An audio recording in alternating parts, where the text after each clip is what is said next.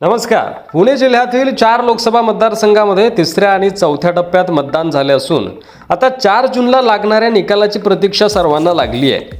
निकालापूर्वी महाविकास आघाडी आणि महायुतीतील घटक पक्षांकडून झालेल्या मतदानाची आकडेवारी आणि पक्षाच्या माध्यमातून झालेल्या कामाचा आढावा घेऊन आपल्याला किती मताधिक्य मिळू शकतं याबाबतचा आढावा घेण्यात येत आहे.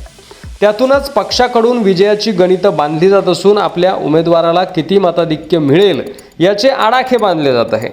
महाविकास आघाडीच्या उमेदवारांच्या विजयाची आकडेमोड राष्ट्रवादी काँग्रेस शरदचंद्र पवार पक्षाचे शहराध्यक्ष प्रशांत जगताप यांनी केली आहे. पक्षाच्या शहर कार्यकारिणीची 33वी मासिक आढावा बैठक बुधवारी महात्मा फुले सांस्कृतिक भवन येथे पार पडली. लोकसभा निवडणुकीचे मतदान पार पडल्यानंतर ही पहिलीच बैठक होती.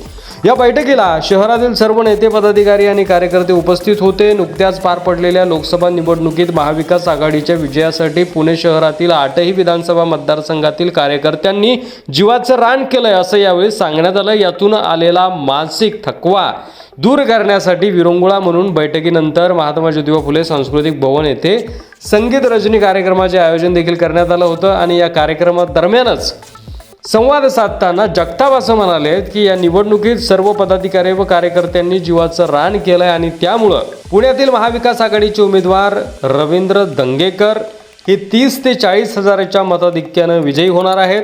बारामती लोकसभा मतदारसंघातील उमेदवार सुप्रिया सुळे आणि शिरूरचे उमेदवार अमोल कोल्हे हे तब्बल 2 ते 2.5 लाखांच्या मताधिक्यानं विजयी होतील.